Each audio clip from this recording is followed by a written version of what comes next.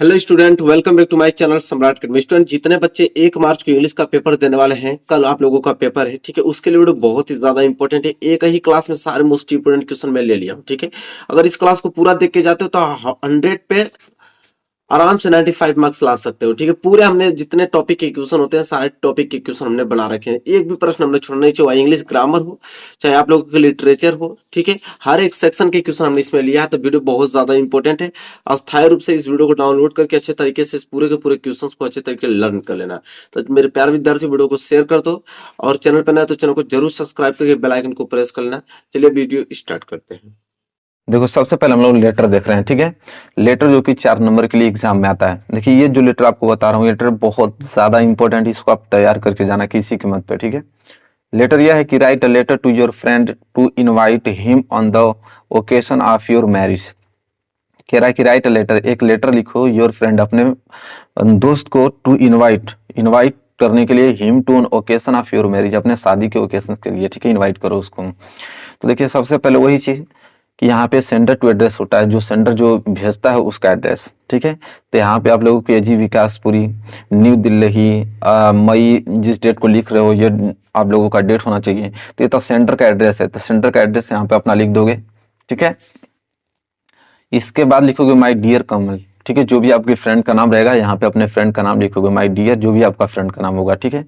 इसके बाद यहाँ से आप स्टार्ट करोगे कि आई एम गुड हियर, मैं अच्छा हूँ, होप यू आर फाइन, आप भी अच्छे होगे। I am please to inform you that my marriage, मैं आपको इन्फॉर्म करना चाहता हूँ कि मेरी शादी है, हैज बीन फिक्स्ड, मेरी शादी फिक्स हो गई है, एंड द मैरिज सेरेमनी, ठीक है, is schedule to take place on 18 May.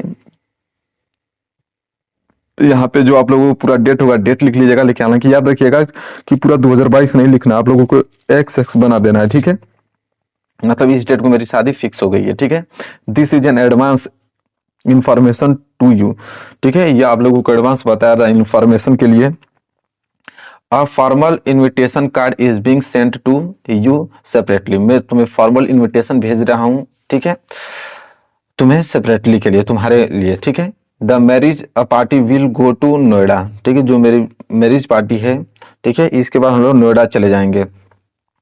I would request to you to please make it convenient to attend the receptions and the marriage ceremony along with, ठीक है। कह रहा है यहाँ पे कि यहाँ पे आप अटेंड करो मेरे इस रिसेप्शन को और मेरे शादी के, ठीक है, along with yours lovingly your parents, ठीक है, और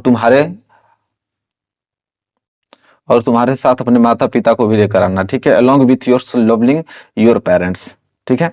इसके बाद आप लोगों का जो नाम होगा वहां पे उन लोगों का क्या लिख देना है, अपना नाम लिख देना है कि राजीव, ठीक है। तो देखिए, ये आप लोगों का लेटर है जो कि बहुत ज्यादा इंपॉर्टेंट है, बहुत बार एग्जाम में आ चुका है, अभी तो 2022 में भी ये पूछा था, ठीक है। तो इसको आप लोग अच्छे तरीके से तैयार करना। तो यही आप लोगों का लेटर है जो आपको बताया हूँ। इस लेटर देखिए कितना आसान है लेटर लिखना, और 4 नंबर यहाँ से आप लोगों का बिल्कुल क्लियर हो जाएगा, ठीक है। तो चलिए आगे बढ़ते हैं। अब हम लोग देखेंगे यहाँ पे रिपोर्ट, जो कि 6 नंबर के लिए एग्जाम में आते हैं। देखिए, 6 नंबर के लिए रिपोर्ट पूछा जाता है। देखिए, ये रिपोर्ट सबसे ज्यादा इंपॉर्टेंट है कि write a report on the celebration of annual function in your school in about 80 to 100 word on the basis of the hint given below. कह रहा है कि राइट अ रिपोर्ट, एक रिपोर्ट लिखो सेलिब्रेशन ऑफ एनुअल फंक्शन, आपके school में annual function है उसके लिए। कह रहा है कि कम से कम 80 से 100 वर्ड में होना चाहिए, ठीक है। कुछ हिंट दिए हुए, उस हिंट को देखते हुए आप लोगों को इस रिपोर्ट को लिखना है। देखिए, जैसे कह रहा है कि व्हेन इट वाज सेलिब्रेटेड, मतलब कि कोई भी जो एनुअल फंक्शन क्यों मनाया जाता है, उसकी प्रिपरेशन कैसे करते हैं, गेम्स एंड स्पोर्ट, उसमें खेल कैसे करते हैं, ठीक है, कल्चरल प्रोग्राम कैसे होता है, arrival of chief guest of reading the annual report the prize, वहां पे जो चीफ गेस्ट है कैसे पहुंचते हैं और एनुअल रिपोर्ट में कैसे प्राइज देते हैं, distribution speech of the chief guest and thanks giving speech by the principal conclusions, ठीक है, और वह स्पीच कैसे देते हैं और प्रिंसिपल कंक्लूजन कैसे निकालते हैं, ठीक है, जो आपके स्कूल के प्रिंसिपल होंगे। तो ये सब कुछ ध्यान में देखना है आप लोग, जो रिपोर्ट लिखोगे ये सारी बातें उसमें इंक्लूड होना चाहिए। तो चलिए सबसे पहले देखते हैं रिपोर्ट कैसे आप लिखोगे। ये रिपोर्ट बहुत इंपॉर्टेंट है। देखो यहाँ पे हेडिंग डालोगे रिपोर्ट, और किस रिपोर्ट लिख रहे हो तो द एनुअल डे फंक्शन, ठीक है। और किस स्कूल में पढ़ते हो तो दिल्ली पब्लिक स्कूल, जो स्कूल में आप पढ़ते हो स्कूल का नाम लिख देना, और आपका नाम यहाँ पे बगल में लिख देना। इसके बाद यहाँ पे डेट जो होगा उस डेट को यहाँ पे इंक्लूड करना है, और यहाँ से लिखना स्टार्ट करना है। लिखना है कि the annual cultural day is a very important day for all schools. Correct, the annual जो कल्चरल डे होता है, दिन होता है, वो बहुत ज्यादा महत्वपूर्ण होता है सभी स्कूलों के लिए। The student gets a chance to display the talent in the front of the big audience. कह रहा है कि सभी स्टूडेंट वहां पे डिस्प्ले पे दिखाते हैं अपना टैलेंट, ठीक है, और बिग ऑडियंस, बड़ा ऑडियंस करते हैं। The annual of your school was held the last day. कह रहा मेरा जो एनुअल ऑफ स्कूल हुआ था वो लास्ट डे को हुआ था। The army base commandant was the chief guest for the evening. और वहां पे आर्मी जो बेस कमांडेंट है वो चीफ गेस्ट बनकर शाम को आते हैं। The school auditorium had been the prepared for the occasions, ठीक है, और सभी यहाँ पे प्रिपेयर्ड करते हैं मेरे ओकेशन को। It was the decorated with the flowers of papers. कह रहा हम लोग वहाँ पे डेकोरेट करते हैं, सजाते हैं, और पेपर के फूल बनाकर, ठीक है, और इट लुक्ड वेरी ब्यूटीफुल, और देखने में बहुत ही ज्यादा अच्छा लगता है।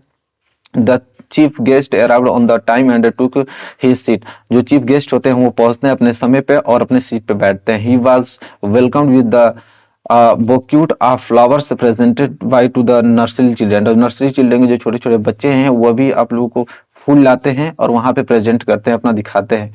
The cultural show is begin with the welcome songs. और वहां पे जो कल्चरल सॉन्ग्स होता है वहां पे उनको स्वागत के लिए गाया जाता है, ठीक है। The first item was the present by the nursery and KG student. और सभी जो छोटे छोटे केजी स्टूडेंट के, नर्सरी के बच्चे हैं, वो सभी प्रेजेंटेड करते हैं अपने सॉन्ग्स को, ठीक है। There were some solo and group songs and dance after that. और सभी कुछ ना कुछ ग्रुप्स बनाकर गाना गाते हैं और डांस करते हैं, ठीक है। तो यहाँ दैट तक हो गया। दैट की बात तब जाके आप नीचे नोट्स करोगे, इसको मैं हटाता हूँ। इसके बाद करोगे कि the are two Hindi and English skits with the play to the Hindi play was the comedy. कह रहा है कि दोनों भाषाओं में, हिंदी और इंग्लिश दोनों भाषाओं में स्किट वर्स प्लेड करते हैं, और Hindi play was the comedy, और कॉमेडी करते हैं हिंदी में। While the English one was the Shakespeare timing of the Shri in the both and the appreciated very much. कह रहा है कि इंग्लिश में शेक्सपियर बन के उनके टाइमिंग करते हैं, बोथ वर आप एप्रिशिएटेड वेरी मच, और वहां पे अपना दिखाते हैं, ठीक है। We also and miming act of the magic show presented by two boys. और दो लड़के वहां पे उनकी मिमिक्री करते हैं, ठीक है, और वहां पे मैजिक जादू दिखाते हैं। All the present and other guest of enjoyed the whole evening very much. कह रहा है कि सभी पेरेंट्स, सबके माता पिता वहां पे आते हैं गेस्ट बनकर और एंजॉय करते हैं शाम के टाइम में, ठीक है। It was a well organize show, और यह बहुत ही बड़ा शो होता है। वी फेल्ट वेरी हैप्पी, हम लोग बहुत खुश होते हैं। व्हेन जब वी हियर द लाउड्स क्लैपिंग, जब हम लोगों को सुनते हैं अपने क्लैपिंग, ठीक है, जब सभी लोग क्लैपिंग करते हैं तो हम लोग बहुत खुश हो जाते हैं। The chief guest came up to the stage and gave away the prize. Chief guest आते हैं स्टेज पे और हमें प्राइज देते हैं। He praised our school and the student very much, ठीक है, और सभी स्टूडेंट वहां पे सबको प्राइज मिलता है, ठीक है, और उन्हें धन्यवाद दिया जाता है। Our school principal and give a short history of the school. और मेरे जो हमारे स्कूल के प्रिंसिपल वो आते हैं और अपने कॉलेज के बारे में कुछ हिस्ट्री बताते हैं। The school and read out the annual report, ठीक है, और वो पढ़ते हैं, हमारे स्कूल के बारे में कुछ बताते हैं। कह रहा है कि she also give a vote of thanks for the chief guest and all the other guest. कह रहा है कि अब हम लोग वहां पे सभी जितने भी गेस्ट आते हैं सबको धन्यवाद देते हैं, और the chief guest and all the other guest, ठीक है, और सभी वहां पे और उपस्थित गेस्ट भी आते हैं। और finally the nation anthems was sung and the school annual day function. कह रहा है राष्ट्रीय गीत को हम लोग वहां पे गाते हैं और came to and the enjoy very much, और लास्ट में हम लोग बहुत ज्यादा एंजॉय करते हैं वेरी मच, ठीक है। उनके लिए बहुत ही धन्यवाद उन लोगों को। तो ये हमने आप लोगों को बताया कि रिपोर्ट कैसे लिखोगे आप, ठीक है। 6 नंबर के लिए जितने भी पॉइंट्स उसमें दिए थे सारे पॉइंट्स हमने यहाँ पे इंक्लूड किया है, और आई होप आपको क्लियर हो गया होगा। यहाँ तक आप नोट कर लो, और इस रिपोर्ट को आप लोग किसी कीमत पे तैयार कर लेना, ठीक है। चलो आगे बढ़ते हैं। चलो अगर आगे हम बात करें तो आगे आप लोगों का ग्रामर का पार्ट देखिए, इनडायरेक्टिव से, जो कि 2 नंबर के लिए पूछा जाता है, ठीक है। हमने 3 क्वेश्चन लिया, 3 क्वेश्चन में आप लोगों को समझाने का प्रयास करूंगा। सबसे ज्यादा इनडायरेक्ट स्पीच यहाँ से आता है। जैसे यहाँ बोला, आप लोगों को कैसे बनाओगे मैं आपको बता रहा हूँ। देखो डायरेक्ट स्पीच में दिया है, इसको आपको चेंज करना है इनडायरेक्ट स्पीच में। जैसे बोला he said you must work hard, अब इसको हमें चेंज करना है इनडायरेक्ट स्पीच में। तो सबसे पहले ही है तो ही को ही उतारोगे, ठीक है। देखो सेट को टूल्ड में चेंज किया जाता है। कब चेंज किया जाता है? जब सेट के बाद ऑब्जेक्ट रहेगा तब। सेट के बाद कोई ऑब्जेक्ट नहीं है तो सेट का सेट ही उतारोगे, ठीक है। लेकिन याद रखना है कि सेट को सेट जब उतारोगे, लेकिन आगे देखते हैं सेंटेंस किसमें कह रहा है कि यू मस्ट वर्क हार्ड, कह रहा है कि ही सेड, वह कहा कि यू मस्ट वर्क हार्ड, तुम बहुत ही ज्यादा मेहनत करते हो, ठीक है। यू मस्ट वर्क हार्ड मतलब मस्ट मतलब चाहना, तुम्हें अधिक वर्क करना चाहिए, हार्ड वर्क करना चाहिए। तो देखो कोई आपसे जब कहेगा कि तुम्हें बहुत ही ज्यादा हार्ड वर्क करना चाहिए तो वो आपको एडवाइस दे रहा है, आपको सलाह दे रहा है, ठीक है। तो आप सेट की जगह एडवाइस लिख सकते हो अगर सलाह की बात हो रही है तब। नहीं हो रहा है, सिंपल आएगा तो सेट को सेट उतार देते हैं, लेकिन हालांकि यहाँ पे एडवाइस की बात हो रहा है, कोई सलाह दे रहा है आपको, तो ही एडवाइस लिखोगे यहाँ पे कि ही एडवाइस। तो यहाँ पे आप लोग लिख दोगे कि ही एडवाइज है, ठीक है। हमने यहाँ पे लिख दिया ही एडवाइज। किसको? तो मुझे दे रहा है तो ही एडवाइज मी लिख दोगे, ठीक है। इसके बाद यहाँ पे कमा हटाने के लिए आप टू का प्रयोग करोगे। कब? जब एडवाइज रहता है ना तो कमा हटाने के लिए टू का प्रयोग करते हैं, ठीक है। इसके बाद क्या करते हैं? टू हो गया यहाँ पे। इसके बाद ये सब्जेक्ट जो यू है इसको हटा देते हैं, ठीक है, क्योंकि यू सेकेंड पर्सन है, ऑब्जेक्ट के अनुसार चाहिए होगा, ऑब्जेक्ट कोई है नहीं तो इसलिए हटा देते हैं। फिर इसके बाद मस्ट वर्क हार्ड जो है उसको हम लोग यहाँ आराम से उतार देते हैं। यहाँ पे हम लोग मस्ट और यहाँ पे आपको दिया है वर्क और यहाँ पे दिया आपको हार्ड, तो वर्क हार्ड यहाँ पे पूरा का पूरा हम लोग उतार देंगे, फुल स्टॉप लगा देंगे, बन गया सिंपल, ठीक है। चलो आगे देखें, अगला है द टीचर सेड। जो टीचर है कहती है कि the sun rises in the east, जो सूर्य होता है वो पूर्व से उगता है।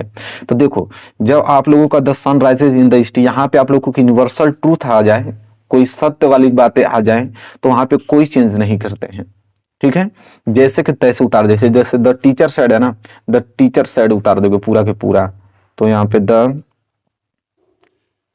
टीचर सेड, जब यूनिवर्सल ट्रूथ आता है तो कुछ चेंजिंग नहीं करते, काम हटाने के लिए दैट का प्रयोग कर देते हैं। तो काम हटाने के लिए हमने दैट का प्रयोग कर दिया, ठीक है। बाकी पूरा का पूरा सेंटेंस उतार देते हैं। तो द सेंटेंस, इस प्रकार के सेंटेंस को आप लोगों को जरूर एग्जाम में देता है। तो आप लोग देख लेना कि कोई यूनिवर्सल ट्रूथ अगर बातें आप लोगों को किया है तो टेंस में कोई परिवर्तन नहीं करते हैं, बस काम हटाने के लिए दैट का प्रयोग करते हैं, ठीक है। तो बन गया the teacher said that the sun rises in the east, ठीक है। अगला देखो, अगला एक इंट्रोगेटिव वाला पूछता है बहुत ज्यादा। जैसे Mr Das asked the wife, जो मिस्टर दास हैं वो अपनी पत्नी से पूछते हैं कि why is the baby crying, ठीक है, बच्चा क्यों रो रहा है, ठीक है। तो देखिए इंट्रोगेटिव आ गया। अब इसको कैसे बनाएंगे, ठीक है। तो यहाँ पे लिखेंगे कि मिस्टर, तो मिस्टर उतार दो, मिस्टर दास, ठीक है।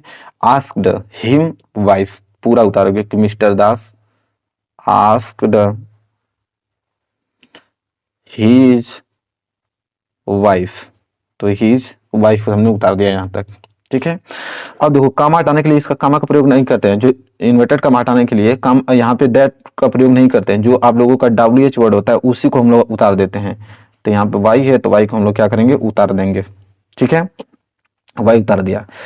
अब देखो वाई उतारने के बाद हम लोग क्या करेंगे कि द बेबी क्राइंग, ठीक है। इस सेंटेंस जो है आप लोगों का, ये आपका प्रेजेंट कॉन्टिन्यूअस का है, तो प्रेजेंट कॉन्टिन्यूअस है तो पास्ट में चेंज होगा। तो पास्ट में चेंज होने के लिए पहले सब्जेक्ट चाहिए, सब्जेक्ट यहाँ पे क्या है, द बेबी, तो यहाँ पे लगाएंगे द बेबी सब्जेक्ट, ठीक है। और द बेबी, अब पास्ट कंटिन्यूअस में आप लोगों को आवाज यावर लगता है, तो हालांकि द बेबी है तो आवाज ही लगने वाला है। इसके बाद आप उतार दोगे क्राइंग, इसके बाद क्या उतरेगा आप लोगों का, क्राइंग उतरेगा, और यहाँ पे फुल स्टॉप लगा दोगे।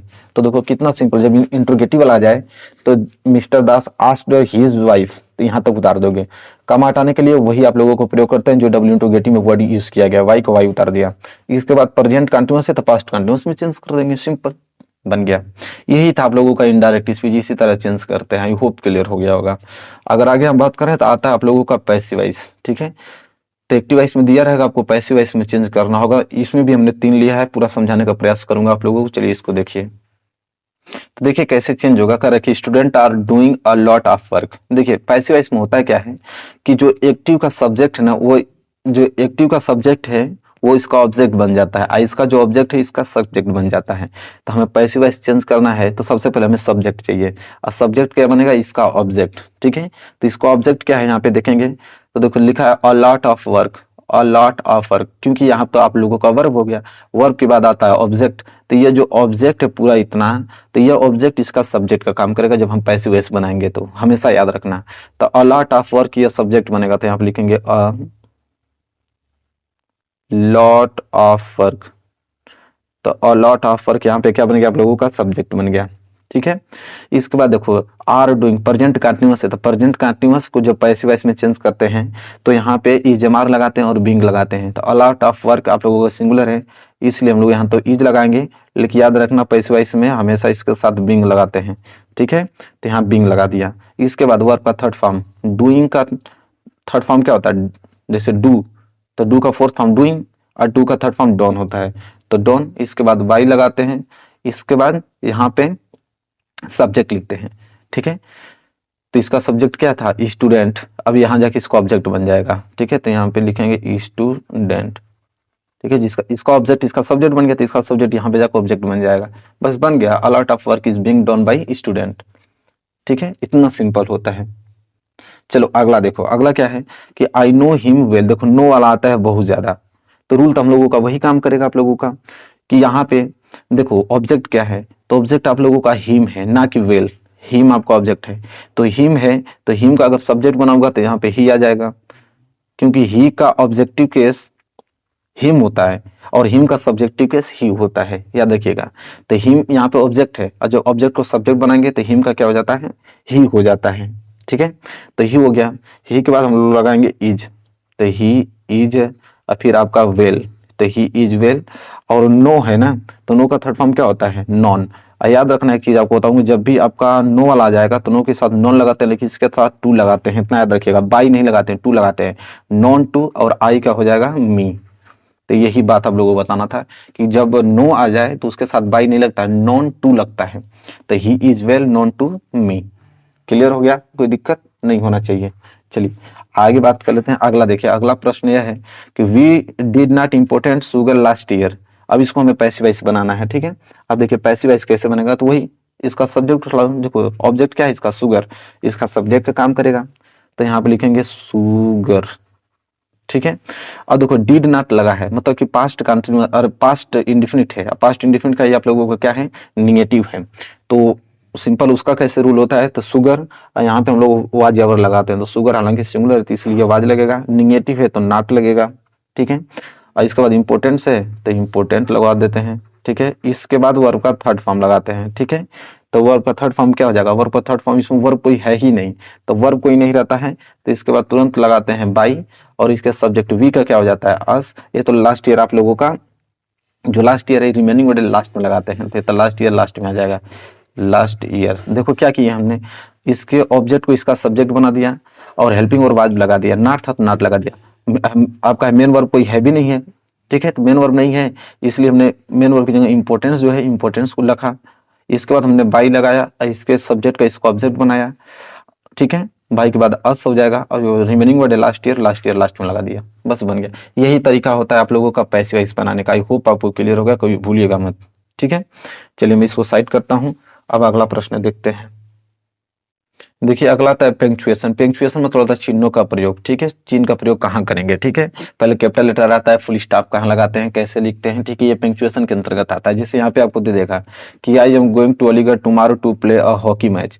अब इसको आपको लगाना पड़ेगा, कहाँ पे कैपिटल लेटर होता है, फुल स्टॉप कहाँ होता है। ठीक है, तो चलो देखो यहाँ पे आई को आपको इस्तेमाल कर दिया है। सबको मालूम है कि पहला अक्षर जब भी हम लिखते हैं तो कैपिटल होता है, और ये इस्तेमाल दे रखा है। तो सबसे पहले तो हम इसको कैपिटल बनाएंगे, तो कैपिटल हमने बना दिया आई। आई के बाद एम है तो सही है, एम उतारेंगे। गोइंग है तो यहाँ पे गोइंग उतारेंगे। टू है तो टू उतारेंगे। अब देखो अलीगढ़, ये नाम है आप लोगों का। ठीक है, और जब नाम आ जाए अलीगढ़, किसी का ना स्टेट का नाम आ जाए, हमेशा कैपिटल लेटर में होता है। तो यहाँ पे अलीगढ़ को हम लोग यहाँ पे कैपिटल करेंगे। ठीक है, अब हमें इस्तेमाल दे रखा है। ठीक है, तो यहाँ पे इस्तेमाल दे रखा है तो उसको कैपिटल करेंगे। इसके बाद टुमारो है तो टुमारो लगा देंगे। ठीक है, देखो हमने यहाँ पे इसका लगा दिया, टुमारो लगा दिया। इसके बाद टू है तो टू उतारेंगे, प्ले है तो प्ले उतार देंगे। ठीक है, इसके बाद अ हॉकी तो हॉकी उतारोगे। इसके बाद मैच, फिर मैच उतारोगे, और लास्ट में जब सेंटेंस खत्म होता तो उसके लास्ट में फुल स्टॉप लगाते हैं, और ये हमने फुल स्टॉप लगा दिया। अब बन गया I am going to Aligarh tomorrow to play a hockey match. तो ऐसे ही आप लोगों को देगा, पहले इस्तेमाल में कर देगा, उसको कैपिटल करोगे, बीच में कोई और इस्तेमाल में दिया रहेगा उसको आप सोच समझ के कैपिटल करोगे। ठीक है, बस कंप्लीट हो गया। इसी तरह एक प्रश्न और लिया हूं ताकि आपको पूरा क्लियर हो पाए। जैसे ये दिया है, I said to Mohan work hard if you want to pass. अब देखो आई इस्तेमाल दिया है तो इसको पहले सबसे पहले कैपिटल करेंगे। सेड लग गया मतलब समझ लो कि आप लोगों को क्या दिया है, यहाँ पे डायरेक्ट स्पीच में, डायरेक्ट स्पीच में कैसे लिखते हैं, इन्वर्टेड कामा के अंतर्गत लिखते हैं, आप लोग जानते हो। जैसे आई सेड टू मोहन, तो ऐसे ही उतरेगा, आई सेड टू मोहन, तो मोहन तो कैपिटल होना चाहिए, स्मॉल दिया है, कोई भी नाम कैपिटल होना चाहिए, आई सेड टू मोहन, ठीक है। इसके बाद हम लोग क्या लगाते हैं, कामा लगाते हैं, फिर डबल इन्वर्टेड कामा के अंतर्गत लिखते हैं, ठीक है। तो इसके बाद वर्क है, तो यहाँ पे वर्क आपको कैपिटल करना है। जब कामा लगाने के बाद डबल इन्वर्टेड कामा में लिखते हैं, डबल इन्वर्टेड कामा के अंदर, तो उसमें पहला वर्ड हमेशा कैपिटल होना चाहिए, ठीक है। तो वर्क लिखेंगे। इसके बाद हार्ड है तो वर्क हार्ड। इसके बाद इफ, तो इफ लगाएंगे। इसके बाद यू है तो यू उतारेंगे।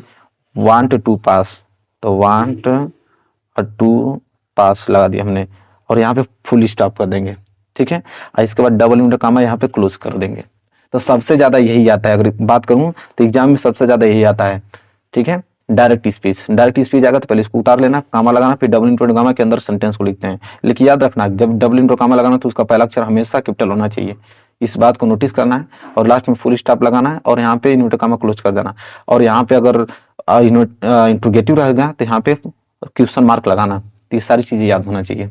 चलो अगला देख लेते हैं। अगर आगे बात करें तो आप लोगों का ट्रांसलेशन आता है, ठीक है। और ये ट्रांसलेशन आप लोगों की एग्जाम में 4 नंबर के लिए पूछा जाता है।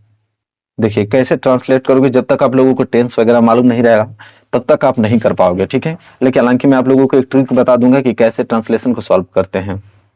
देखिए कैसे बनाएंगे इसको। देखिए दिया है यहाँ पे कि किसी जंगल में एक शेर रहता था, ठीक है। मैं थोड़ा ऊपर कर देता हूँ इसको बनाने के लिए। कह रहा किसी जंगल में एक शेर रहता था, तो किसी जंगल में, तो लिखेंगे यहाँ पे कैसे बनाएंगे, लिखेंगे इसका कि इन अ जंगल। इन जंगल का मतलब समझते हैं, एक जंगल में। तो हमने लिखा इन अ जंगल मतलब एक जंगल में, किसी जंगल में एक शेर रहता था। तो इन अ जंगल देयर लिव्ड, लिखेंगे वहां, देयर मतलब वहां, लिव्ड मतलब रहता था, ठीक है। क्या रहता था, एक शेर, तो अ लायन। इस तरह तोड़ तोड़ के बनाएंगे। जैसे इन जंगल, एक जंगल में, देयर लिव्ड अ लायन, एक शेर रहता था, फुल स्टॉप लगा दोगे। अगला है एक बार वह पिंजरे में फंस गया। तो एक बार का होता है वंस, वंस मतलब होता है एक बार। वह पिंजरे में फंस गया, वह मतलब ही, फंस गया तो आप लोगों को वाज लगेगा, तो ही वाज, ठीक है। He was. फंसना का होता है आप लोगों का कॉट, केच मतलब होता है फंसना, उसका हम लोग थर्ड फॉर्म लगाएंगे तो कॉट हो जाएगा, ठीक है। तो कॉट मतलब हो गया फंसना, ठीक है। कहाँ फंस गया, तो इन पिंजरे में, पिंजरे का क्या होता है केज, तो पिंजरे को हो जाएगा केज। तो देखो इन जंगल, एक जंगल में, देयर लिव्ड अ लायन, एक शेर रहता था, वंस एक बार, he was caught in cage, एक बार वो फंस गया पिंजरे में, ठीक है। फिर ये सेंटेंस खत्म हो गया, फिर आप लगा दोगे यहाँ पे फुल स्टॉप। आगे बढ़ोगे, उसने बड़ा प्रयास किया किंतु पिंजरे से नहीं निकल पाया। तो उसने बड़ा प्रयास किया ना, तो यहाँ लिखेंगे ही। यहाँ पे प्रयास का होता है ट्राई, लेकिन उसका थर्ड फॉर्म देखेंगे ट्राइड हो जाएगा, तो हो जाएगा ही ट्राइड, उसने प्रयास किया, ठीक है। मच, मच मतलब होता है बहुत प्रयास किया, ठीक है। ट्राइड मच, बहुत प्रयास किया, ठीक है। इसके बाद कह रहा है किंतु, किंतु के लिए लगाएंगे बट, बट पिंजरे से नहीं निकल पाया, पिंजरे से नहीं निकल पाया मतलब लिखेंगे ही कुड नॉट, लिखेंगे he could not get, get मतलब बाहर निकला, गेट मतलब बाहर निकला। आउट, गेट आउट नहीं लिखते हैं, गेट आउट ऑफ इट मतलब इससे वह बाहर नहीं निकल पाया। उसने बहुत प्रयास किया लेकिन किंतु उससे बाहर नहीं निकल पाया, ठीक है। फिर लिखेंगे उधर से एक दयालु ब्राह्मण निकला, ठीक है। उधर से एक दयालु ब्राह्मण निकला, लिखेंगे लिखेंगे काइंड, काइंड मतलब निकलना या पाना, अ काइंड और ब्राह्मण, तो अ काइंड ब्राह्मण, ब्राह्मण की स्पेलिंग ये होती है, ठीक है। ब्राह्मण पास्ट, पास्ट मतलब होता है गुजरा, पास्ट बाई मतलब उधर से, उधर से एक ब्राह्मण गुजरा, ठीक है। फिर ये होगा गुजरा या निकला। फिर आगे है शेर की प्रधानता पर उसने पिंजरे का दरवाजा खोलकर उसे मुक्त कर दिया, मुक्त मतलब उसे आजाद कर दिया, ठीक है। लिखेंगे यहाँ पे कि एट द रिक्वेस्ट, उसके रिक्वेस्ट से, लिखेंगे एट द रिक्वेस्ट, उसकी महानता से मतलब शेर की रिक्वेस्ट से अगर हम बात करें तो ऑफ द लाइन, जब ब्राह्मण को शेर देखा तो उससे रिक्वेस्ट करने लगा, ठीक है। तो at the request of the lion, ठीक है। तो ही ओपेंड, वह क्या किया, ओपनड कर दिया मतलब दरवाजे को, ही ओपेंड द डोर, तो दरवाजा को, डोर को जो है ओपन कर दिया। तो he open the door of cage, पिंजरे के दरवाजे को ब्राह्मण जो था वो क्या कर दिया, खोल दिया। एंड और वो क्या हो गया, फ्री, क्या हो गया, फ्रीड हो गया, मतलब आजाद हो गया। ठीक है, कौन, हिम, उससे वो आजाद हो गया। कौन आजाद हुआ, तो कोष्टक में लाइन लिख देना कि शेर जो है आजाद हो गया। इस प्रकार आप लोग बनाओगे। ठीक है, आई होप आपको क्लियर हो गया होगा। तो देखो इस तरह आप लोग एक एक वर्ड को तोड़ तोड़ के आप इस तरह बना दोगे। एक वीडियो बना दूंगा आप लोगों के लिए कि ट्रांसलेट को कैसे सॉल्व करते हैं ट्रिक के द्वारा। नहीं भी आता रहेगा स्पेलिंग तब भी आप लोग करके अच्छे नंबर ला सकते हो। ठीक है, चलिए आई होप क्लियर हो गया। तो देखिए ये भी आप लोगों का 4 नंबर का क्लियर हो गया। देखो इसके बाद अगर हम बात करें तो देखो पोयम आता है, सिंपल। ठीक है, पोयम आप लोग याद कर लेना मेरे प्यारे बच्चों, और यहाँ से फ्री में नंबर आप ले जाओगे। अभी हमने आपको बताया कि पोयम 3 नंबर के लिए आता है। ठीक है, देखिए लास्ट में हम लोग यहाँ पे क्वेश्चन आंसर के बारे में बात करेंगे। पहले हम लोग ये छोटा छोटा पोयम और सेंट्रल आइडिया देख लेते हैं, इसके बाद हम लोग शॉर्ट आंसर टाइप क्वेश्चन और लॉन्ग इंपोर्टेंट क्वेश्चन टाइप पूरा क्लियर कर देंगे। देखो पोयम 2 दे देता हूँ, क्योंकि बोलता है कि जो पेपर में नहीं आया हो, क्योंकि पेपर में भी एक पोयम देता है, तो 2 पोयम याद किए रहोगे तो हो जाएगा। जैसे पहला पोयम है कि द वे अ क्रो सुक down on me the dust of snow from a hemlock tree. बहुत सिंपल सिंपल वर्ड में लिखे हैं, 3 नंबर फ्री में ले जाओगे। और एक दूसरा इसको याद कर लेना कि सम से the world will ends in fire, some say in ice, from what I have tasted of desired I hold with those who favour fire. तो ये दोनों आप लोग पोएम याद कर लेना, जो कि बहुत इंपॉर्टेंट है। 3 नंबर अगर चाहते हो कि 3 नंबर फ्री में मिल जाए तो आप इसको याद कर लेना। ठीक है, इसके बाद सेंट्रल आइडिया आता है। ठीक है, एक सेंट्रल आइडिया बताने वाला हूं आप लोगों को जो इंपॉर्टेंट है, डस्ट ऑफ स्नो का सेंट्रल आइडिया। कह रहा है कि dust of snow is a small poem composed by the famous American poet Robert Lee Frost। कह रहा है कि डस्ट ऑफ स्नो एक छोटी कविता है जिसे फेमस अमेरिकन जो कवि हैं जिसका नाम है रॉबर्ट ली फ्रॉस्ट, वही लिखे हुए हैं। The poet was standing under hemlock. ठीक है, कह रहा है कि जो पोएट कवि थे वो खड़े थे अंडर हेमलॉक, धतूरे के वृक्ष के नीचे। ठीक है, सडनली अचानक से snow falls on the poet due to some moment of a crow but his ordinary natural happening bring a chance in his mood. कह रहा है कि अचानक से कौवे को हिलाने से, जो कौवा है दतूरे के पेड़ को हिला दिया और बर्फ का टुकड़ा उनके सर पे आके गिरा। ठीक है, वही कह रहा है कि ड्यू टू सम मोमेंट, और तुरंत चेंज हो गया उनका मूड। ठीक है, but his ordinary natural happening bring a chance in his mood, और उनका मूड जो था वो नेचुरली प्राकृतिक रूप से चेंज हो गया वहां पे। ठीक है, चलिए कह रहे हैं कि जैसे मैं आपको कहानी बताऊं तो जैसे वो धतूरे के पेड़ के नीचे खड़े थे, उनका मूड बहुत अपसेट था, लेकिन कौवा ने क्या किया कि उस वृक्ष को हिलाया तो उसका बर्फ का टुकड़ा उनके सर पे गिर गया और उनका मूड चेंज हो गया। ठीक है, और इट ग्लेडेंस हिज हर्ट, और वह दिल से वहां पे खुश हो गए। ही रियलाइज दैट, वो वहां पे वो रियलाइज कर पाए falling of snowing flakes on his saved the day, और उस दिन उनका समय बच गया। ठीक है, स्नोविंग, दस वी कैन से दैट। ठीक है, ऐसा हम कह सकते हैं कि central idea of the poem is that poet was sad but falling of snow makes his happy. ऐसा हम कह सकते हैं इस कविता के माध्यम से कि उनका मूड बहुत सैड था, दुखी था, लेकिन बर्फ के टुकड़ा गिरने से मैक्स हिम हैप्पी, वो क्या होंगे, खुश हो गए। ठीक है, उनका मूड चेंज हो गया। द पोयम प्रेजेंट व moment that is very simple. यह जो कविता है दर्शाती है बहुत सिंपल मोमेंट, गति को दर्शाती है, बट लेकिन हैज अ लार्जेस्ट सिग्निफिकेंस, लेकिन वो बहुत ही बड़ा महत्वपूर्ण रखती है। ठीक है, तो आई होप क्लियर हो गया होगा। तो देखिए सेंट्रल आइडिया आप लोग जरूर याद कर लेना, ये बहुत ज्यादा इंपॉर्टेंट है। सेंट्रल आइडिया आएगा आप लोगों को 100% आएगा। कितने नंबर के लिए, 3 नंबर के लिए आता है। तो क्लियर हो गया ना आप लोगों का सेंट्रल आइडिया। चलिए आगे बात करते हैं। अब हम लोग देखेंगे short important question, long important question. ठीक है, और यहाँ से मैं आपको बताऊं शॉर्ट इंपोर्टेंट क्वेश्चन बताने वाला हूँ, और उस क्वेश्चन को याद कर लोगे तो सारे क्वेश्चन आपके शॉर्ट इंपोर्टेंट हो जाएंगे। हर पूरी किताब के शॉर्ट इंपोर्टेंट क्वेश्चन है। तो देखो ये शॉर्ट आंसर टाइप क्वेश्चन है पूरे किताब के। ठीक है, तो पूरे किताब के अगर याद कर लोगे तो एक भी आप लोगों का शॉर्ट इंपोर्टेंट क्वेश्चन छूटेगा नहीं, पूरे क्वेश्चन कर डालोगे यहीं से। क्या है देखते हैं। प्रश्न पहला यह है जो कि बहुत ज्यादा इंपॉर्टेंट है, बाहर नहीं जाएगा। ठीक है, विश्वास कीजिए, 100% गारंटी है मेरी। What does Anne Frank say about her father and grand mother in her diary. ये प्रश्न इतना ज्यादा मोस्ट इंपोर्टेंट है, पहला प्रश्न है, और इसको तुरंत आप लोगों को नोट करना है, नोट बनाना है। ठीक है, मात्र आप लोगों को 10 पेज में पूरा का पूरा इंपोर्टेंट क्वेश्चन मैं करा दे रहा हूं, और उसको नोट बना लेना। देखो आंसर क्या लिखोगे इसका कि in her diary Anne tells us about her father and her grandmother. She state that her father was the most adorable father she had ever seen. For her grandmother, she writes that she loves her grandmother and remembers her a lot. ठीक है, अब इसको note कर लेना. अब हिंदी निकालने के चक्कर में ना पड़ना. ठीक है, अब हिंदी बताऊंगा तो ज्यादा वक्त लगने लगेगा, इसलिए पहले प्रश्न को आप लोग नोट कर रहा हूं. और इसको आप लोग सुबह जब भी आप लोगों के पास टाइम टेबल अपना बना लेना और उसी वक्त इसको प्रश्न को रिवाइज करना और याद कर लेना. ठीक है, पहला प्रश्न हो गया, यहाँ पे नोट कर लो. चलो दूसरा प्रश्न, बहुत सारा प्रश्न करना है. दूसरा प्रश्न यह है कि how do people of Coorg differ from the Hindu main stream.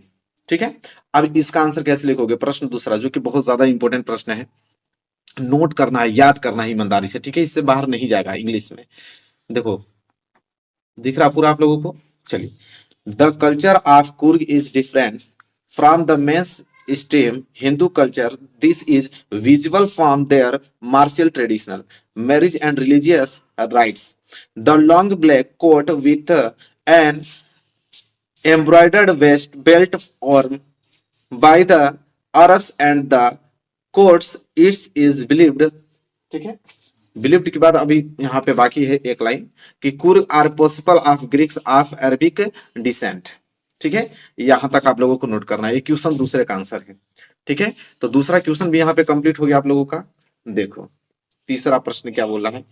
तीसरा प्रश्न यह है कि where were Pranjal and Rajveer going, what was Pranjal's fathers there. Very very most important है क्वेश्चन नंबर तीसरा. और इसका आंसर कैसे लिखोगे मैं बता रहा हूं आप लोगों को. ठीक है, आंसर लिखो. आंसर होगा कि Rajveer and Pranjal were going to Assam as Pranjal had invited Rajveer to spend summer vacation there. Pranjal father was the manager of tea garden in Upper Assam, so he wanted Rajveer to visit tea garden so that he know about the history of tea. ठीक है, दिख रहा ना आप लोगों को. Question number तीसरा important question, इसको आप लोगों को नोट करना है. ठीक है, तीसरा प्रश्न है, इसके बाहर एक प्रश्न एग्जाम में नहीं जाएगा, ये मेरी गारंटी है. बस आप लोग की गारंटी ये लो कि जो प्रश्न बता रहा हूं उसको याद हो पाएगा कि नहीं हो पाएगा. ठीक है, चलो अगला प्रश्न देखो, प्रश्न नंबर 4. प्रश्न नंबर 4 क्या है कि why was the doctor tempted to keep Tricki as a permanent guest. ठीक है, परमानेंट गेस्ट. अब क्या लिखोगे इसका आंसर, दिख रहा आप लोगों को. चलो, Mr Herriot is tempted to keep Tricki on as a permanent guest because of the good food and wine he is enjoying in tricky name. He does not want to lose and luxurious inflow of fresh eggs, wine and brandy that tricky mistress Mr. Pumphrey sent for her dog. ठीक है, तो ये इसका right answer होगा. यहां तक note कर लो. ठीक है, क्वेश्चन नंबर क्या है, 4 है. दिख रहा आप लोगों को ना, अच्छे तरीके से आराम से नोट कीजिएगा इसको और याद करना है आप लोगों को. चलिए, क्वेश्चन नंबर 4 कंप्लीट हो गया. क्वेश्चन नंबर 5 की तरफ बढ़ते हैं. देखो क्वेश्चन नंबर 5वां क्या है कि who is the narrator of the story. The thief story, what was his profession before he came to Anil. ठीक है, क्वेश्चन 5वां बहुत इंपॉर्टेंट प्रश्न है और इसका आंसर लिखोगे कि the narrator of the story is Hari Singh. He was an experienced thief. He know how to win others' trust. He saw Anil who was watching a wrestling match. He was a slim, learned man of 25. He found him an easy target to rob. ठीक है, यहां तक रोब तक आप लोगों को note करना है. ये क्वेश्चन नंबर क्या है, 5वां है. ठीक है, पूरा दिख रहा है. चलिए, क्वेश्चन 5वां की स्क्रीनशॉट ले लीजिए या तो वीडियो डाउनलोड कर लेना, आराम से लिख लेना. ठीक है, चलो यहाँ पे देखो क्वेश्चन नंबर 6. क्वेश्चन नंबर 6 क्या है कि why did Matilda not want to go for the ball party. ठीक है, तो आंसर लिखोगे कि Matilda and her husband were invited to a grand party but Matilda did not have a dress suitable for the occasion, so she did not want to go the party. ठीक है, चलिए एक question number 6 जो कि बहुत ज्यादा important है, note कर लिया होगा आपने. चलिए बढ़ते हैं प्रश्न नंबर 7वां. चलो प्रश्न 7वां नोट करो. प्रश्न नंबर 7वां यहाँ पे है, इसको हटाता हूं. प्रश्न नंबर 7वां नोट करो, दिख रहा आप लोगों को अच्छे से. Where were sweets and snack prepared on special occasions. ठीक है, तो देखो आंसर बहुत छोटा है तुरंत लिख दोगे कि the sweet and snack including बॉल ब्रेड्स केक्स एंड बलिहंस, ठीक है, और they are prepared by the bakers on special occasions. ठीक है, ये क्वेश्चन नंबर 7वां बहुत इंपॉर्टेंट प्रश्न है। तो प्रश्न नंबर 7वां भी आपने नोट कर लिया। प्रश्न नंबर 8वां देखो, प्रश्न नंबर 8वां क्या है कि what is Coorg famous for, what is Coorg famous for. तो लिखोगे आंसर कि it is famous for its coffee states evergreen rainforest and spice. Its 30% area is covered with the evergreen rainforest. The people of Kurg are independent and brave. ठीक है, तो ये प्रश्न number 8वां है। Complete हो गया प्रश्न नंबर 8वां भी। चलो, तो प्रश्न नंबर 8वां का स्क्रीनशॉट ले लो। प्रश्न नंबर 9 देखो, प्रश्न नंबर 9, प्रश्न नंबर 9 क्या है कि what was Wali favourite pass time, What was Wali favorite pastime? लिखोगे कि Wali favorite pastime was to stand in the front doorway of our house and watch what was happening in the street outside. ठीक है, ये question number 9 है जो कि बहुत ही ज्यादा इंपॉर्टेंट क्वेश्चन है और इसको आप लोगों को नोट करके याद करना, एक भी प्रश्न छोड़ना नहीं है। जितना समय बच रहा है आज की वीडियो में जितना क्वेश्चन बताऊंगा उतना ही आपको याद करना है। शॉर्ट आंसर टाइप क्वेश्चन, इससे बाहर कभी जिंदगी में नहीं आ सकता है। ठीक है, ये प्रश्न नंबर 9 था, नोट कर लिया आपने। चलो प्रश्न नंबर 10वें की तरफ बढ़ेंगे और यहाँ पे आपको मालूम चलेगा प्रश्न नंबर 10वां। देखो प्रश्न नंबर 10वां क्या है कि what was the only way to save Tricky, what was the only way to save Tricky. Very very most important question है। ठीक है, रिपीटेड क्वेश्चन बहुत बार एग्जाम में आया है। लिखोगे कि the only way to save Tricki was to take him away when Mr Herriot was about to take him to his surgery for treatment Mr Pumphrey started wailing. ठीक है, ये प्रश्न नंबर 10वें का राइट आंसर होगा यहाँ तक।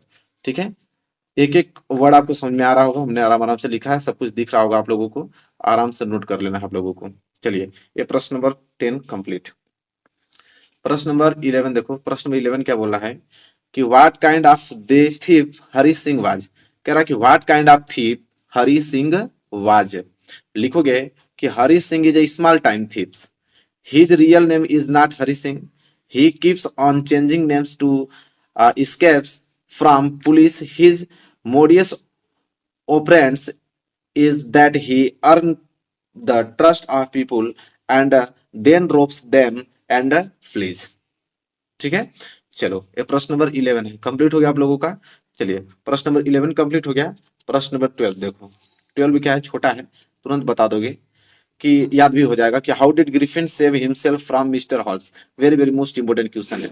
How did Griffin save himself from Mr Halls. लिखोगे to save himself he took off his clothes and became invisible before people could find him. ठीक है, 3 लाइन का अधिक से अधिक है, आराम से याद कर लोगे, लेकिन इंपॉर्टेंट इतना याद रखना 100% 2023 बोर्ड एग्जाम में यहाँ से प्रश्न बनेंगे। देखना आप तब एग्जाम में पेपर तब आपके पास आ गया तो आप खुद कहोगे कि हाँ सर जो आपने बताया वो 100% आया था। ठीक है, तो विश्वास रखो, कॉन्फिडेंस अपने पे रखो, मेरे पे रखो विश्वास, और तैयारी मन से करो। तो ये प्रश्न 12 कंप्लीट हो गया। चलो प्रश्न 12 कंप्लीट हो गया, तो प्रश्न 13 लिखो। प्रश्न 13 क्या है कि why was Lencho angry when he received the letter. कह रहा वाई वाज लेंचो एंग्री, मतलब लेंचो एंग्री क्यों हुआ पत्र पाने के बाद, जब उसको पत्र मिला तो क्रोधित क्यों हुआ। तो सबको मालूम है क्यों क्रोधित हुआ कि Lencho became angry when he received the letter. Lencho इसलिए क्रोधित हुआ क्योंकि जब उसको लेटर मिला तो because he was only given 70 pieces, सिर्फ 70 पैसे थे उसपे, 70 पीसेस। ठीक है, when he had asked for 100 pieces, और उसने मांगा था 100 pieces. He thought that God would not deny him his wish and hence concluded that someone at the post office must have stolen the money before delivering to it to him। उन्होंने कहा कि लग रहा है कि post office में जो लोग डिलीवर करने वाले थे वो उसके पैसे खा गए हैं, हालांकि वही लोग पैसे दिए थे। ठीक है, जो भगवान को पत्र लिखा था। तो हिंदी तो निकालना आप लोग जानते हो। ठीक है, क्लियर हो गया होगा। प्रश्न बहुत ज्यादा इंपॉर्टेंट है ना, इसको आप लोग याद कर लेना। यहाँ तक पूरा रीजन बताने के लिए बोला था कि पत्र मिलते हुए क्रोधित लेंचो क्यों हुआ। प्रश्न बहुत बार एग्जाम में आ चुका है और इस बार भी आने वाला है, तो आप लोग से यही रिक्वेस्ट है कि आप इन प्रश्नों को तैयार रखें क्योंकि नंबर आप लोगों को अच्छे लाना है इस बार। चलो प्रश्न नंबर 14 देखो, क्या है प्रश्न नंबर 14 कि what is the greatest wealth of a nation in Mandela opinion. What is the greatest wealth of a nation in Mandela opinion. ठीक है, मंडेला का ओपिनियन का था अपना देश के प्रति, अपने राष्ट्र के प्रति। ठीक है, लिखेंगे Mandela thinks that he greatest and real wealth of a nation is its people, they are finer and truer than in purest domains. ठीक है, ये होगा इसका राइट आंसर। ठीक है, इस तरह आप लोग लिखना, हमने बहुत शॉर्टकट लिखा है ताकि आप लोगों को जो एग्जाम में पूछे वही आप बता पाओ इसको। ठीक है, तो क्वेश्चन नंबर 14 बहुत इंपॉर्टेंट है, इसको आप लोग याद कर लेना।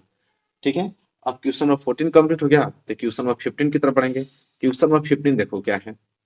क्वेश्चन नंबर 15 यह है कि describe about Anne Frank early education. अब एनी फ्रैंक के बारे में हम लोग को डिस्क्राइब करना है। ठीक है, अर्ली एजुकेशन को तो लिखेंगे यहाँ पे कि Anne Frank was a very bright and intelligent student.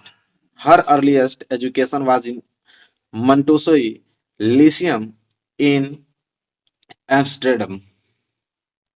ठीक है, Amsterdam.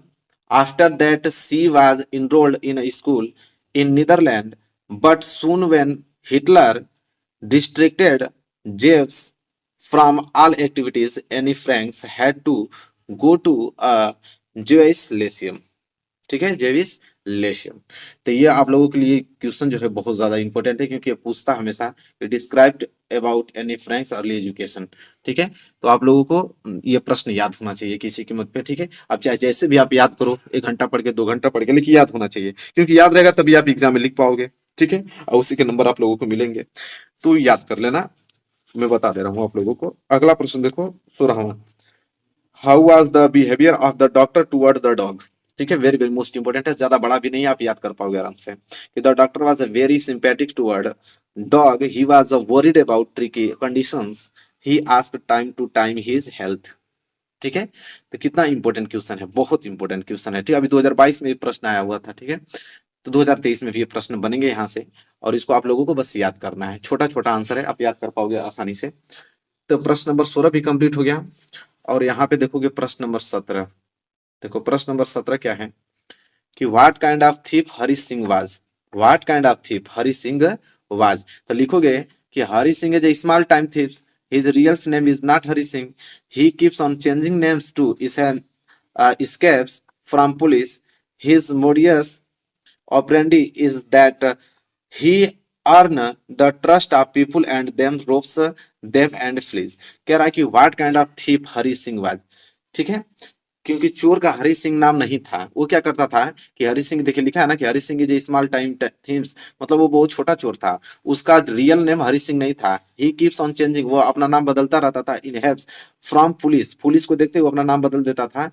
और his modus operandi is that he earn the trust of people and them robs them and flee, मतलब लोगों पे विश्वास करके, लोगों उस पे विश्वास करके और लोगों को वो क्या करता था, लूटता था। ठीक है, तो इस तरह आप लोग इसका हिंदी अर्थ निकाल लोगे, लेकिन हिंदी क्या, आप लोगों को हिंदी अर्थ थोड़ी निकालना, आपको तो वो याद होना चाहिए, वही आप लोग लिखोगे। ठीक है, तो याद कर लेना इसको किसी कीमत पे। अगला देखो क्या है, प्रश्न number 18। What was the real disease the Tricky was suffering from. ठीक है, वेरी वेरी मोस्ट इंपोर्टेंट, जितनी तारीफ की जाए उतनी कम है इस प्रश्न की, बहुत बार एग्जाम में आ चुका है। What was the real disease the tricky was suffering from. ठीक है, लिखोगे कि actually tricky had not any physical disease, he had a vomiting problem because of overfeeding, he was lazy because he did not have any physical exercise। ठीक है, तो यहां तक आप लोगों की एक्सरसाइज तक नोट कर लेना है। बहुत प्यारा प्रश्न है। ठीक है, स्टार ही स्टार इस पे आप बना लो, और इस प्रश्न को अच्छे तरीके से नोट करके याद कर लो। अगला प्रश्न देखो, प्रश्न नंबर 19 क्या है कि Hari Singh had stolen the largest amount of his life, then why did he choose to go back to Anil in the end. ठीक है, बहुत इंपॉर्टेंट है क्वेश्चन नंबर 19।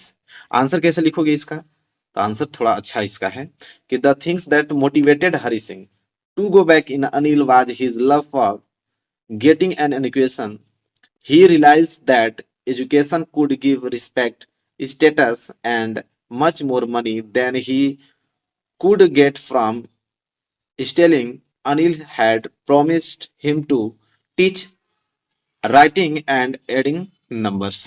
ठीक है, तो ये अच्छा प्रश्न है, समझ लीजिए, अच्छा प्रश्न है, याद तो करना पड़ेगा आप लोगों के लिए, बहुत बेहद अच्छा प्रश्न है। ठीक है, क्वेश्चन वो 19। अब ये लास्ट प्रश्न है 20वां, इसके बाद तो प्रश्न ही नहीं आएंगे। ठीक है, बस यही 20 प्रश्न आप लोगों को, जितना समय बचा याद करके जाना आप लोगों को। क्या है, why did Matilda borrow the necklace. ठीक है, लिखोगे आंसर इसका कैसे कि Matilda was the pretty lady Born in a poor family, she was married to a clerk also. She suffered a lot of misery. That why she borrowed a necklace from Madam's forestier to wear at party. ठीक है, तो ये प्रश्न number 20 वहां दिख रहा है, आप लोगों ने नोट कर लेना। अब यही मात्र 20 प्रश्न थे, पूरे किताब की बात कर रहा हूँ। इसके बाद शॉर्ट आंसर टाइप क्वेश्चन पूछेगा ही नहीं कभी जिंदगी में, ठीक है। इसी प्रश्न का आप जितना समय चाहे 5 बार 10 बार 20 बार जितना हो सके उतना बार रिवाइज करो, और कोई दूसरी वीडियो देखने की जरूरत नहीं पड़ेगी शॉर्ट आंसर टाइप क्वेश्चन का, ठीक है। यही मात्र वीडियो इंपॉर्टेंट क्वेश्चन की है, और इसी को याद करना है, चाहे आप जितना वक्त लगा लो याद करने में, चाहे जैसे भी याद करो, ठीक है। अब घर पे बैठ के तो आपको याद कराऊंगा नहीं, जितना इंपॉर्टेंट था हमने इस पर बहुत रिसर्च करके सारे इंपॉर्टेंट क्वेश्चंस बता दिया। अब आप पे डिपेंड करता है आप कैसे इसको याद करते हो। तो चलो वीडियो को लाइक कर दो, चैनल पर न तो चैनल को सब्सक्राइब करके बेल आइकन को प्रेस कर लो। मिलेंगे एक प्यारे से नेक्स्ट वीडियो में, तब तक के लिए धन्यवाद।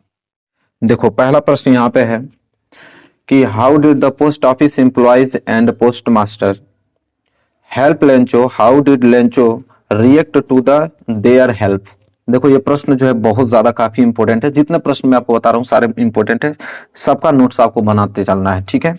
और इसका देखो कैसे लिखोगे आंसर मैं आपको बता रहा हूँ, थोड़े लॉन्ग इंपॉर्टेंट है तो भाई बड़े बड़े होंगे, ठीक है, तो आपको नोट करना पड़ेगा लेकिन ईमानदारी से। Post office employees were nice and generous they laughed when they saw Lencho letter addressed to God, but soon they became serious.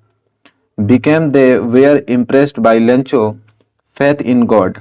They decided to send him some money. They collected 70 pieces and put the money in an envelope addressed to Lencho. When Lencho opened the envelope, he found in it only 70 pieces, whereas he had asked God for 100 pieces. He thought the post office envelope, so he called them bunch of crooks. He was not just friend in calling them crooks, but it only showed his firm faith in God and his innocence. चलो तो देखो यहाँ तक आप note कर लेना, ठीक है, और आराम से इस वीडियो को डाउनलोड करो। धीरे धीरे आप लोग इस वीडियो को देखना, और क्या करना कि जो भी आप लोगों का ये सोल्यूशन है आराम से एक नोटबुक में आप लोग अच्छे से कॉपी बना लेना, इन क्वेश्चनों को नोट कर लेना, इसी को याद करके जाना आपको। तो पहला प्रश्न क्लियर हो गया, चलो दूसरा प्रश्न देखते हैं।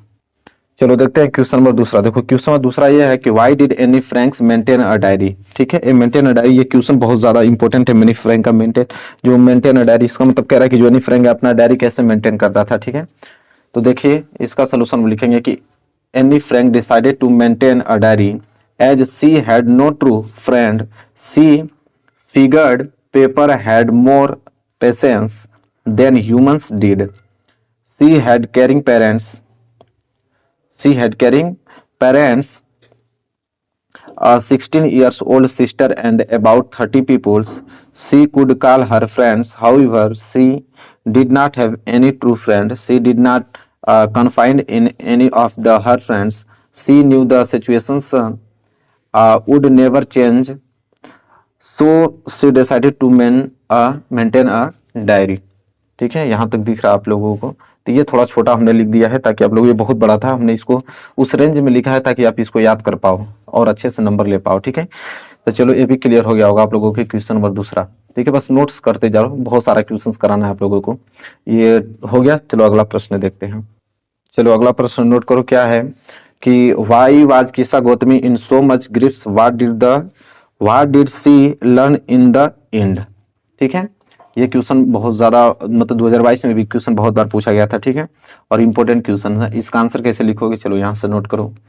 किसा Gotami only son had died, she was grief stricken carrying the dead son, she went to all her neighbour to get some medicine that would cure her sons. A man sent her to the Buddha, who asked her to procure a handful of mustard seed from a house where no one had died, but she could not find such a house and was thus sad, ठीक है। इसके नीचे लिखोगे she learnt that death is a part of life and anyone who is born is bound to die one day.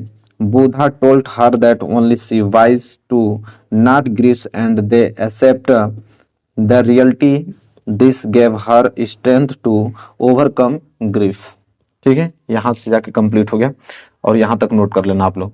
यह आप लोगों का अगला क्वेश्चन जो बहुत ज़्यादा इंपॉर्टेंट था, इसको नोट कर लेना। ठीक है, क्वेश्चन तीसरा था शायद। चलो अगला प्रश्न देखते हैं। देखिए अगला प्रश्न क्या है, why did Griffin enter the London store, what did he do their.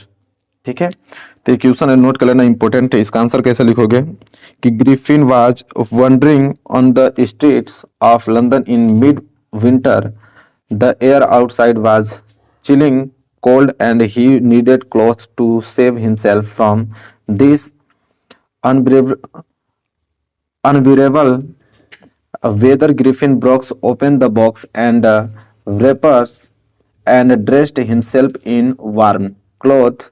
He ate good meat and had coffee in the restaurant, followed by sweet and wine from the grocery store. ठीक है, तो I hope clear हो गया, यहाँ तक note कर लेना आप लोग। ठीक है, चलो ये भी प्रश्न नोट कर लेना और अगला प्रश्न देखते हैं। देखो अगला प्रश्न क्या है, अगला प्रश्न यह है कि describe the role of the Bholi teacher in her life. ठीक है, डिस्क्राइब करने के लिए बोला है कि भोली के जो टीचर थे उसके जीवन का चरित्र चित्रण करने के लिए बोला है। तो हम लोग लिखेंगे इसका कि it is true to say that a teacher is the maker of student personality. It is true about the case of Boli. From the very beginning, the teacher encouraged Boli. She so loved her. She creates firm faith, determination, and devotion in Boli. She gave her all love and affection. ठीक है, affection के बाद अभी आगे लिखोगे कि affection C filled her heart with a new hope. The teacher changed Boli into a masterpiece of courage and confidence. We see this when Boli refused to marry a mean and greedy person like Biswambar. ठीक है, तो clear हो गया अभी, पर यहाँ तक आप लोग नोट करना है इस प्रश्न को। ठीक है, चलो ये भी हो गया। अगला प्रश्न देखो कैसे नोट करना है, ये प्रश्न बहुत ज्यादा इंपॉर्टेंट है। क्या है, how did the hail stone affect the field of Lencho. ठीक है, तो देखो कैसे आंसर लिखोगे इसका कि the hail stone that rained for an hours ruined Lencho field. After the rain, the field was white as it covered with salt. By the end, not a single leaf was left on the trees. The flowers were gone from the plants and the corn was totally destroyed. See, destruction was so devastating that Lencho did not have any crops for the survival of his family. ठीक है, चलो यहाँ तक note कर लो, ये भी हो गया। चलो अगला प्रश्न देखते हैं। चलो देखो अगला प्रश्न क्या है, इसको नोट करो। अगला प्रश्न यह है कि who was Nelson Mandela, what ideals did he set out for the future of south Africa in his inauguration speech. ठीक है, देखो आंसर कैसे लिखोगे, बहुत सारे इंपॉर्टेंट क्वेश्चन जो मैं करा रहा हूँ इससे बाहर एग्जाम में नहीं आएगा लॉन्ग में। ठीक है, तो देखो आंसर कैसे लिखोगे कि नेल्सन रोहिला मंडेला, ठीक है, 18 जुलाई 1980 से लेकर आपका 5 दिसंबर 2013 was a South African politician and activist. On April 270 मतलब 27 अप्रैल 1994 he was made the first presented democratic election. Nelson Mandela set the ideals of liberating people from the bondage of poverty, suffering and deprivation. He also set the idea for society where there would be no discrimination supported based on gender or racial origins. ठीक है, यहाँ तक note करना है, इसको पूरा दिख रहा होगा, आप लोग नोट कर लो। चलो ये भी हो गया, तो अगला प्रश्न देखते हैं। देखो अगला प्रश्न इंपॉर्टेंट है। क्या है अगला प्रश्न यहाँ से कि why does the bus conductor call Valli as madam, explain with example. ठीक है, तो देखो लिखेंगे इसका आंसर कि the conductor calls Valli madam because of her confidence when she was trying to board the bus. The conductor stretched his hand to help her, but Wally did not take his help and said that the cane gets on the busy by herself. सी के बाद यहाँ पे आगे कुछ लिखोगे और try to behave like a mature lady. Therefore the conductor tried to crack a light hearted, ठीक है, hearted joke by addressing he as madam. ठीक है, यहां तक। चलो ये भी हो गया। अगला प्रश्न देखते हैं। देखो अगला प्रश्न है कि mister Pumphrey was responsible for Tricki poor conditions, write the reason in detail. ठीक है, देखो इंपॉर्टेंट क्वेश्चन कैसे लिखोगे इसका आंसर लिखेंगे हम लोग कि mister Pumphrey was responsible for Tricki element as the treated Tricky as a human being. She gave him a completed human diet. ठीक है, she gave him wine, cakes, cod liver, oils, a bowl of Horlicks, and many things eat, and provided him a luxurious life. Tricky was ready to eat any time at any hours of the day. He became a showpiece. At home, he did not do any type of exercise and drank less water because of the things given by Mr. Pumphrey. Too tricky to eat, there was a lot of fat stored in his body and he became as a ball of silk. In this way, Mr. Pumphrey was responsible for tricky element. ठीक है, यहाँ तक। चलो तो ये भी note कर लिए। अगला प्रश्न देखते हैं। बहुत सारे प्रश्न कराने हैं आप लोग, पूरी किताब का मैं इंपोर्टेंट करा रहा हूं। ठीक है, इसके बाहर नहीं आएगा, बस इतना ही आपको पढ़ना है। चलिए देखिए अगला प्रश्न क्या है। अगला प्रश्न यह है कि give a character sketch of Matilda. ठीक है, देखो ये बहुत इंपॉर्टेंट प्रश्न है। इसका आंसर कैसे लिखोगे कि Matilda is a very pretty young women, she is a dreamy women, she is a lady of high ambition, she does not take life practically, she is born in a family of clerk, she therefore marries an ordinary clerk, Mr. Loyals.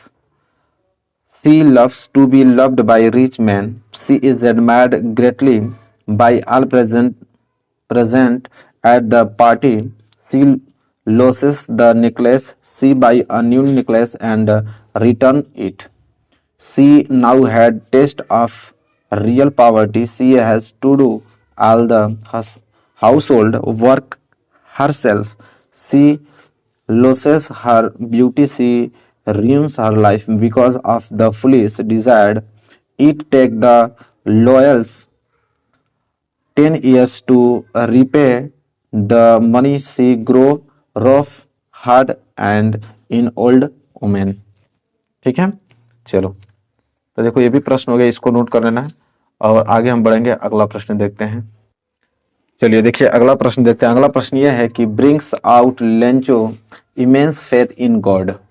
ठीक है, देखो answer कैसे लिखेंगे इसका कि Lencho had firm faith in God, he believed that God sees everything even what is deep in one's conscience and help everyone in one's problems. He wrote a letter to God demanding him 100 pieces to sow his field.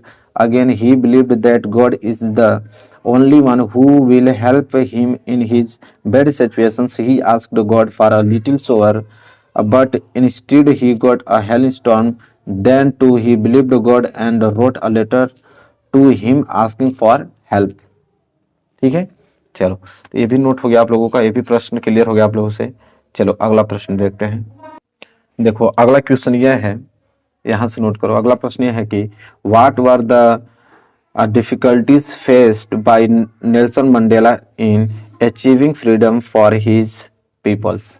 ठीक है, तो देखो लिखोगे कैसे कि Nelson Mandela sacrifice his life of comfort, family and home and plunged into the struggle for freedom. He believes in equality for all. He opposed the rules of apartheid, ठीक है, apartheid for which he was declared an outlaw. He was oppressed and turned in jail for several years, but he never broke. ठीक है, तो यहाँ तक note कर लेना। ये भी प्रश्न क्लियर हो गया होगा, बहुत इंपॉर्टेंट प्रश्न है। आगे अगर हम बात करें तो अगला देखो क्या है कि गिव अ कैरेक्टरिस्टिक्स ऑफ भोली, मतलब भोली का चरित्र चित्रण कीजिए। तो चलो देखते हैं, ये प्रश्न इंपॉर्टेंट है। चरित्र चित्रण तो 100% आने वाला है। लिखोगे कि भोली was a simple but sensitive girl, unfortunately she suffered from a heart injury and smallpox. It made her suffer all throughout her life.